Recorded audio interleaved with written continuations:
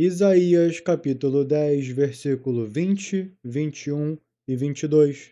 Estudar os versículos do Rumash do Pentateuco e mesmo de todo o Tanar é bem difícil, é bem complexo. Não existe ninguém que consiga interpretar um versículo na nossa geração.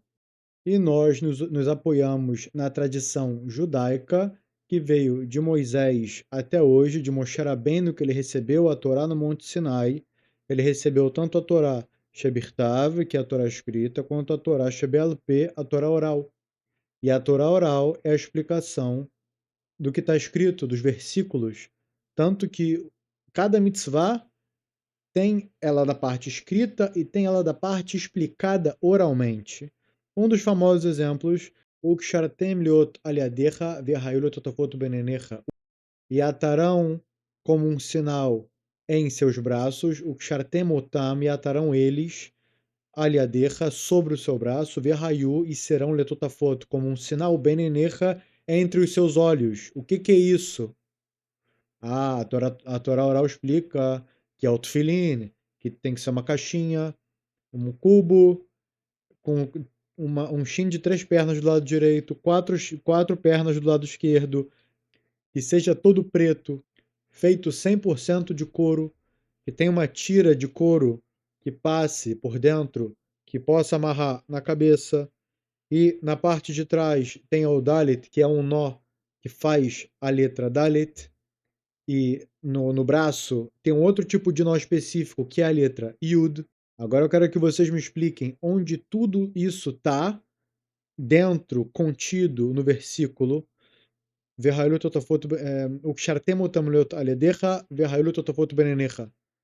só tá dito isso, um sinal sobre o seu braço ou um sinal entre os seus olhos.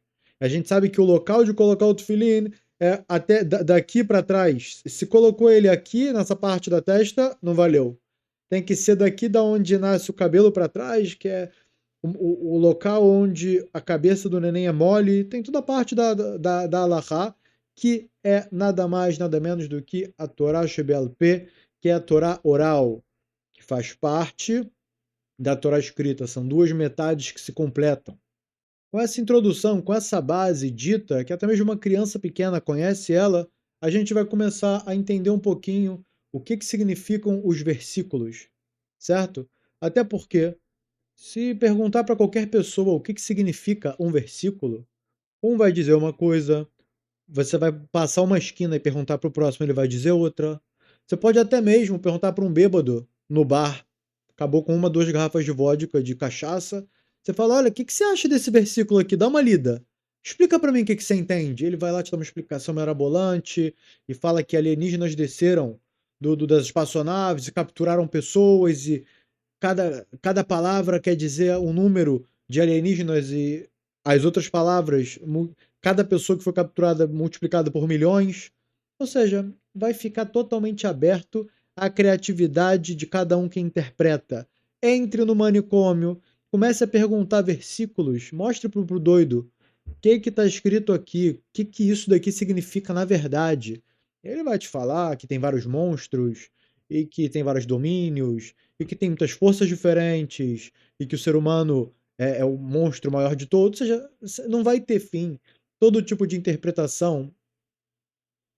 Vão ter os que vão categorizar normal, outros vão falar que é loucura, mas aí vai ficar algo que cada um vai, dentro do que entende, dentro da própria opinião, aceitar ou rejeitar, ver sentido ou não. Aqui, quando a gente está falando de versículos da Torá, não é qualquer bêbado, não é qualquer louco, não é qualquer pessoa de qualquer tipo de culto que disse que sonhou com esse, e que o filho dela, ela teve um filho com Deus, e o outro recebeu o livro no deserto do anjo, e o outro falou que o espírito psicografou, e dali para frente aquela é a verdade do mundo, aquela é a interpretação certa do versículo.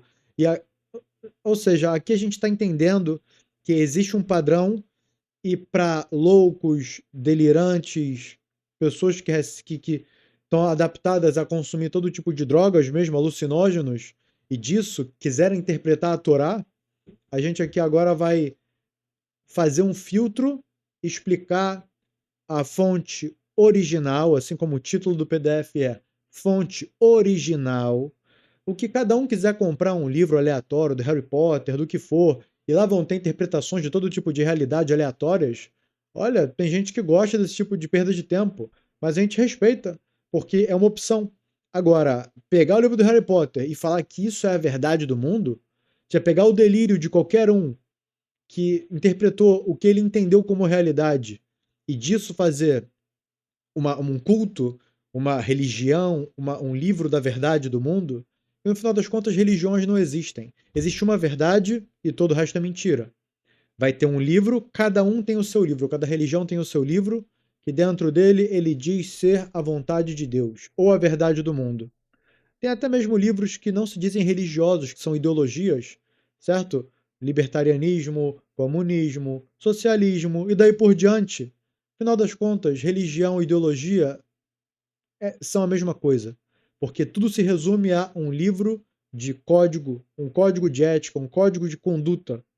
Então, através disso aqui, a gente vai utilizar da fonte original para entender o que significa cada versículo que está diante de nós.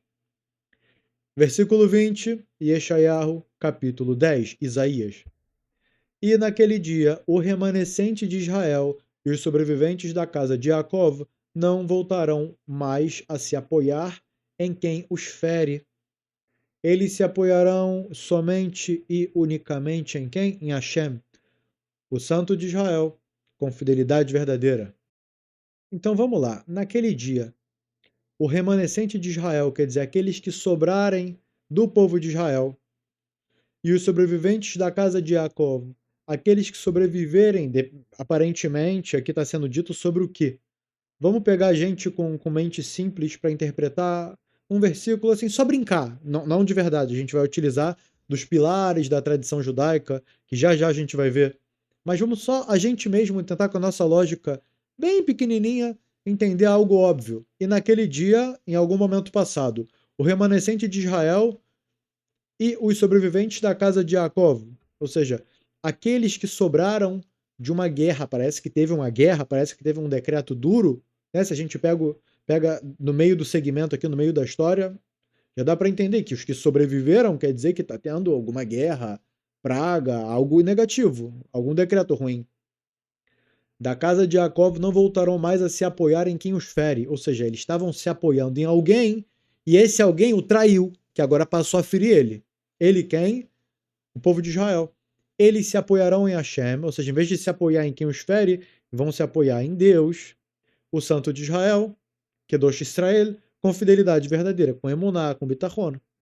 Vamos começar aqui com o Rashi, que é o comentarista principal. Ele viveu em 1040 e faleceu em 1105, Zchuto Yagen Aleinu.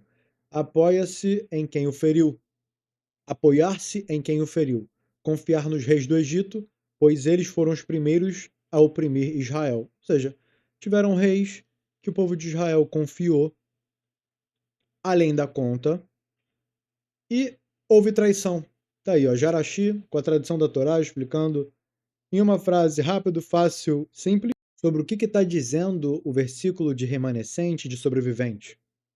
Even Ezra, e acontecerá, e quem o feriu, isto é, a Assíria. Aqui já vem, porque a Assíria dominou grande parte, se não o mundo inteiro naquela época. E aqui, Rashi ter dito, os reis do Egito, a Síria também dominou o Egito, também estava naquela região. Então, no final, eles estão falando do mesmo lugar, só que de domínios diferentes. A gente vê que o Even Ezra, ele viveu na mesma geração que o Rashi, 1089 até 1167, Even Ezra, no final, Ibn Ezra, Zchuto Ganaleno. E acontecerá em que o feriu, isto é, a Assíria, o exército da Assíria, Império Assírio. Isso serve como sinal de que a maioria do povo de Judá, os judeus, fez uma aliança. Fizeram uma aliança com o povo, aqui no caso a Síria, e foram traídos. O próximo é Abarbanel, 1437 até 1508. Lembrando que esse daqui, Abarbanel, é o tataravô, bisavô, algum parentesco do Silvio Santos. Só para... Em português é a Barbanel, como é que é em português? A Bravanel em português. Esse daqui é o Abarbanel que viveu na Europa. Sim, senhores. Esse é o avô do Silvio Santos. A gente vai pular, eu vou deixar esse PDF aqui embaixo, link na descrição, e vocês vão poder na íntegra ver tudo que tem aqui. São os explicadores justo sobre esses 3 versículos. E aqui eu pulei o Abarbanel para vocês poderem olhar quando baixarem. E vamos ver o Malbim.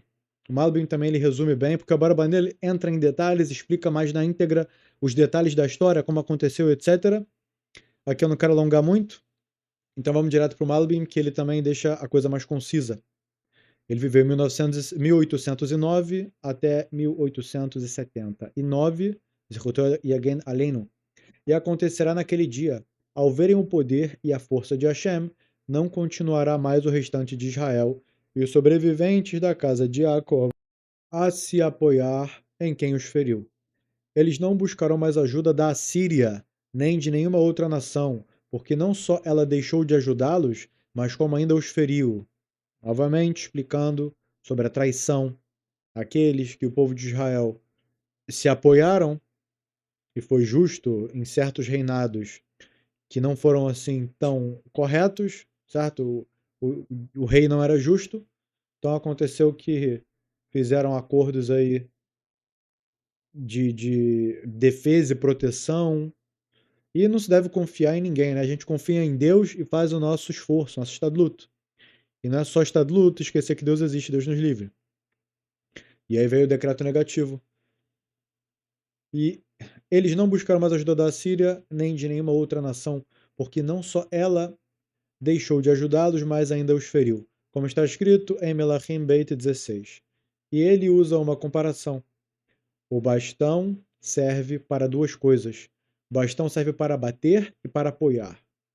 E quando eles se apoiam numa nação para se sustentar nela, ou seja, se apoiar numa nação pensando que ela vai ser a proteção, a nação aliada vai ser a defesa, então Hashem fala, vocês estão confiando no homem, então eu vou botar o seu destino na mão do homem e eu vou só me retirar da história. Aí a coisa fica feia. E esse apoio se transforma o quê? Num porrete que machuca. Porque a vara, assim, explicação do Malbim, a vara, assim como o idoso, a pessoa que necessita se apoia na vara para andar, assim também a vara pode ser usada para corrigir, certo? Então aqui quando é utilizada essa confiança de modo errado, então Hashem vai usar essa vara para endireitar. E se justo for Hashem, a nossa vara, o nosso apoio, então a coisa vai acontecer do jeito certo. Mas em vez disso, eles vão se apoiar em Hashem, porque ele será para eles um apoio firme, desde que se apoiem nele de verdade, cumprindo as mitzvot, escutando a voz de Hashem, e não com falsidade. E mesmo que, por enquanto, a casa de Yaakov, que é a casa de Efraim, e as 10 tribos, ainda permaneça mesmo assim. Mesmo assim, aí continua o próximo versículo, né? E ainda permaneça, mesmo assim o remanescente voltará. O remanescente de Yaakov para o Deus poderoso. Então é que esse um remanescente retornará. A verdade é que esse um não está registrado no versículo como errado, como número um. Está falando Shar Yashuv, Shar Yaakov. Significa remanescente, não está falando de um. Está falando remanescente voltará, remanescente de Yaakov para o Deus poderoso. Vamos ver o que o Rashi vai nos explicar. A Torá oral.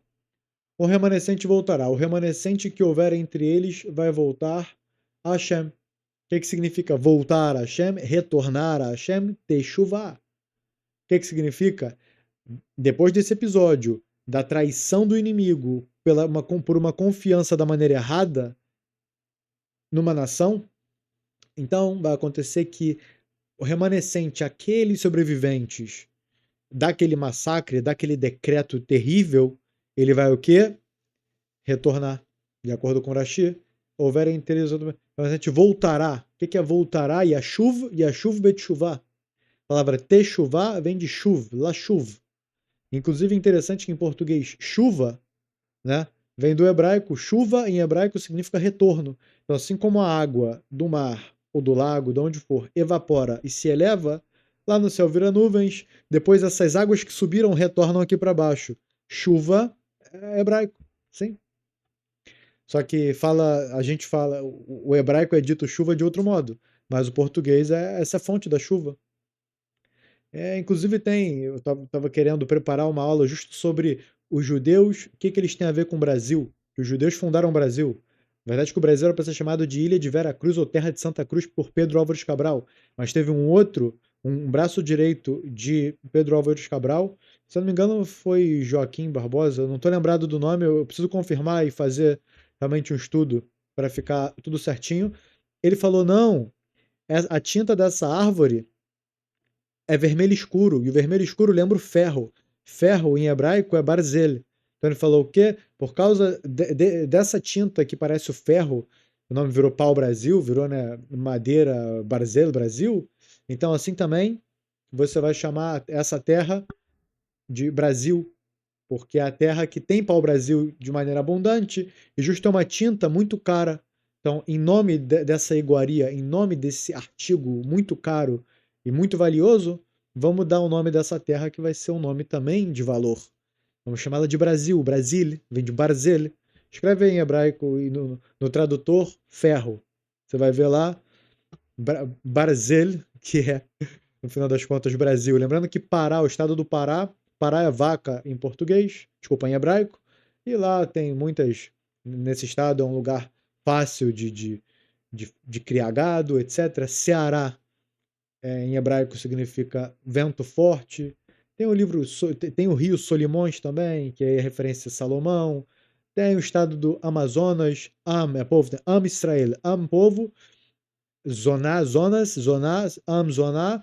Zoná significa pelado ou prostituta. É a mesma coisa, pelado.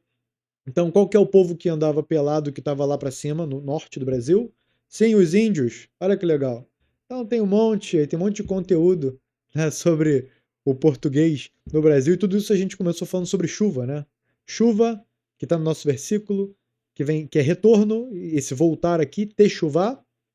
Então, é exatamente o que nosso versículo está dizendo. Depois que tiver um decreto muito duro, o remanescente, quem sobreviver, voltará em Tchuvá. O remanescente de Yaakov, para o Deus, retornar em Tchuvá para Deus. O que significa? Voltar a cumprir a Torá, voltar a executar o código de conduta divino. Continuando. Deus poderoso, aquele que mostrou a eles força e poder no caso de Sanherib. Então, qual foi o caso de Sanherib, o rei da Assíria? Confiaram na Assíria, a Assíria traiu o povo de Israel. Então, Hashem fez o quê? Mostrou a força. Aquele que mostrou a eles força e poder, no caso. O que é força e poder?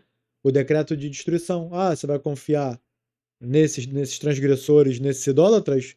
Então não tem problema, você vai ver o problema, o tamanho do decreto de destruição que você vai entrar. Explicação de Malbim. Um remanescente voltará. Os que restarem entre eles, sobreviventes da espada, voltarão a Hashem. De novo, falando da guerra com Sanherib, com a Assíria, e aqueles que sobreviverem sobre esse decreto terrível de destruição. E não pense que só uma parte dos que restaram vai voltar em Tchuvá. Não é assim, pelo contrário, todo o remanescente de Yaakov, todos os judeus, todo o povo de Israel que sobreviver a esse massacre do inimigo, todos eles vão voltar em quê? Teshuvá. Todos eles vão voltar ao Deus Todo-Poderoso, porque vão ver a força e o poder de Hashem. Quando verem o poder da consequência da transgressão, meio que o livre-arbítrio vai deixar de existir e todo mundo vai voltar a cumprir diligentemente os mandamentos, as mitzvot.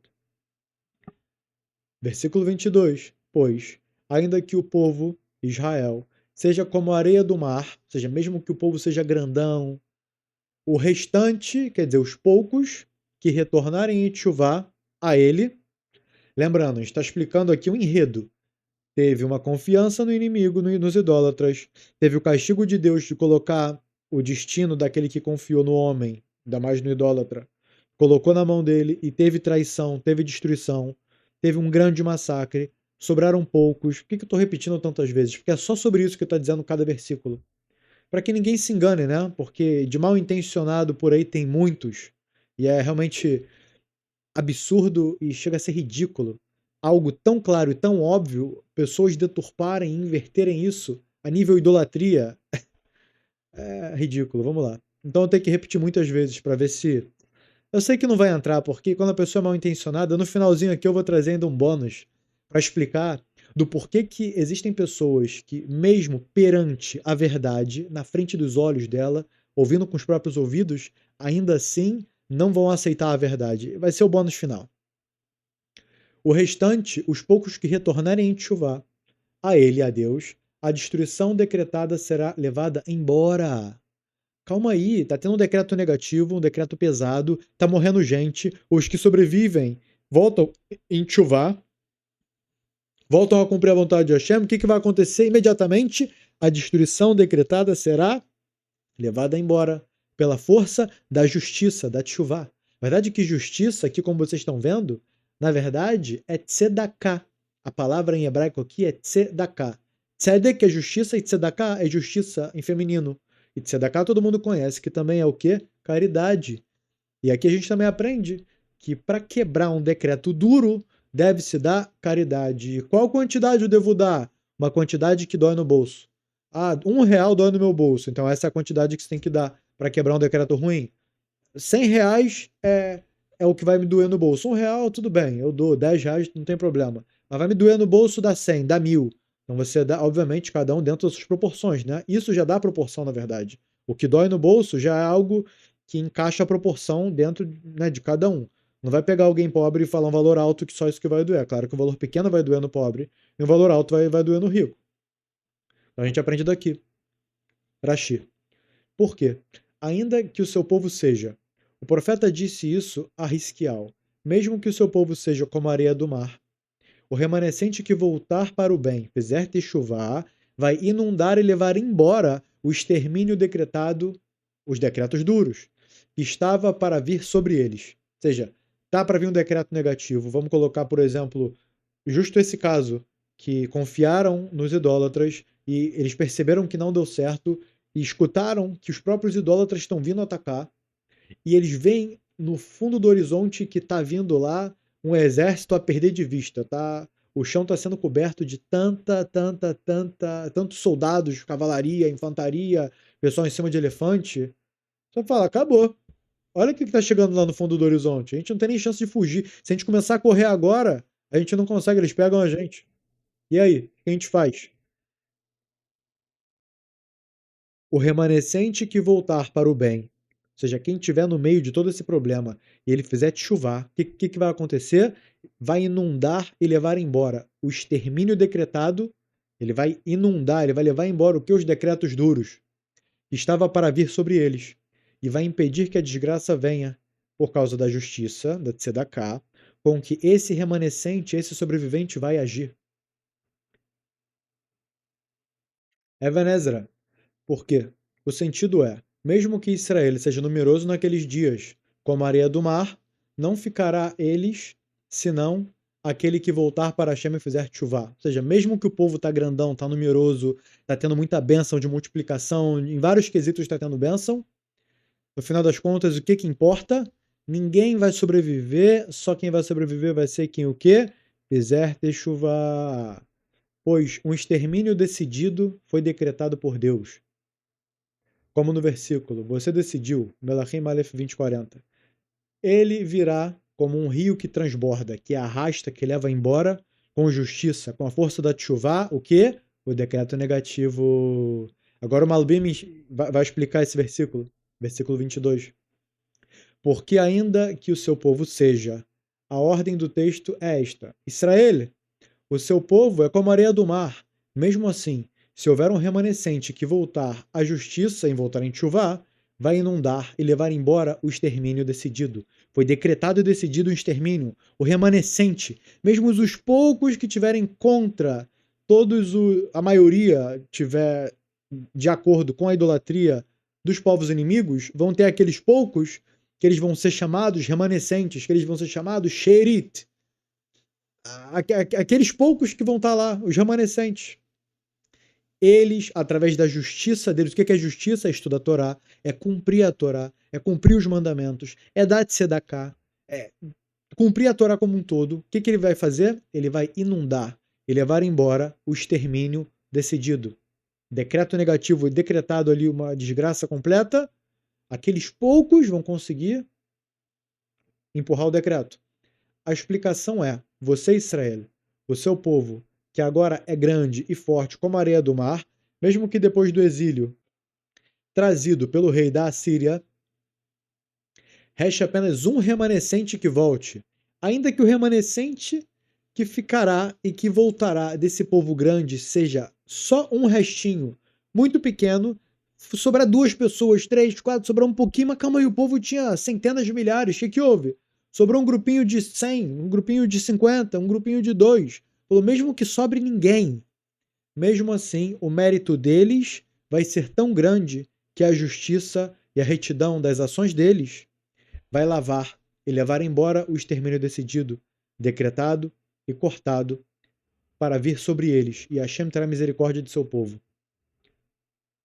Agora vocês entendem porque é tão importante o judeu que cumpre a Torá, ele continuar ali com toda a força cumprindo, todas as mitzvot cumprindo, e é pelo mérito dos poucos, aqui mais do que explicado por um versículo depois do outro, por vários sábios diferentes, a mesma direção, que pelo mérito dos poucos que se preocupam, se esforçam e se empenham em cumprir a vontade de Deus, os mandamentos, as mitzvot, os decretos terríveis que estariam para recair sobre o povo de Israel.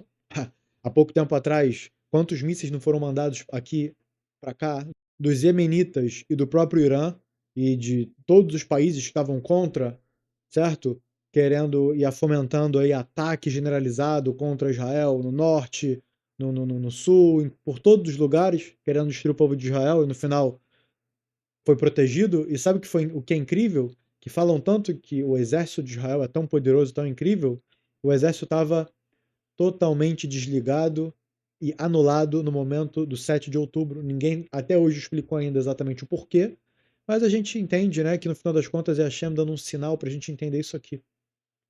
Que através de quem estuda a Torá, o povo de Israel é protegido. E não, quanto mais pessoas entrar no exército, maior nível bélico e atômico e todo tipo de investimento só na Estadlut. Quando investe só no esforço, fala a gente tem que se aliar com os Estados Unidos e se aliar com aquele, e pegar F-16, F-36, F-40, F-50, F-1000, todo tipo de caça, de jato de guerra do mais tecnológico possível. Não repitam o erro com a Síria, para que vocês não sejam traídos por eles, para que vocês não sejam atacados covardemente por eles.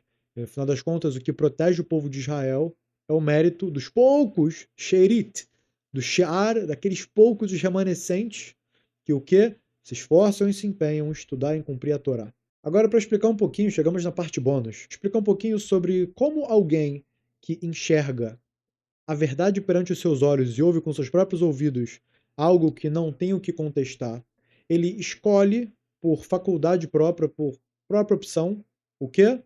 Permanecer na fé cega, sem sentido e sem pé. Aqui estamos em Bereshit, no primeiro livro do Pentateuco do Humash, versículo 26. Elohim disse: vamos fazer o homem à nossa imagem. Como pode ser? Deus é um. Shema Israel, Adonai Eloheinu, Adonai Echad. Isso daí é o grito de guerra do judeu. Shema Israel, escute Israel, Hashem Eloqueno. Deus é o nosso Deus, Hashem é um, Hashem Echad, Deus é um. A Torá inteira está permeada de Deus é único, Deus não existe mais do que Ele, onipresente, onipotente, bom, tudo relacionado a uma entidade que criou o céu e a terra, só Ele existe e nada além dele. E a gente pega no versículo 26 o próprio Deus falando que vamos fazer o ser humano à nossa imagem. Ué, será que está tendo um conselho de deuses? Será que é Deus e mais outros que estão fazendo parte dessa discussão, dessa reunião, desse conselho? Conforme a nossa semelhança, e que eles dominem sobre os peixes do mar, sobre as aves do céu, sobre os animais, sobre toda a terra e sobre todo ser que se move rastejando sobre a terra. Ou seja, ele vai dominar sobre tudo que tem na terra, animais, etc. Mas é bem interessante. Salmenu kedmutenu, a nossa imagem conforme a nossa semelhança. Linguagem plural. Vamos ver o que os sábios da Torá dizem. Vamos fazer o ser humano. Daqui a gente aprende a humildade. Deus é humilde, é um método de conduta ética divina, e a gente, como bons seres humanos, né, nós judeus ainda principalmente, precisamos imitar e seguir nos caminhos de Deus. Isso a gente está aprendendo na série Psicologia dos Justos, lapidando traços de caráter. Daqui a gente aprende a humildade de Akadosh Baruch Hu, do Santo Bendito seja ele, porque o ser humano é parecido com os anjos, e eles poderiam ficar com ciúme dele. Os anjos iam ficar com ciúme da criação do homem.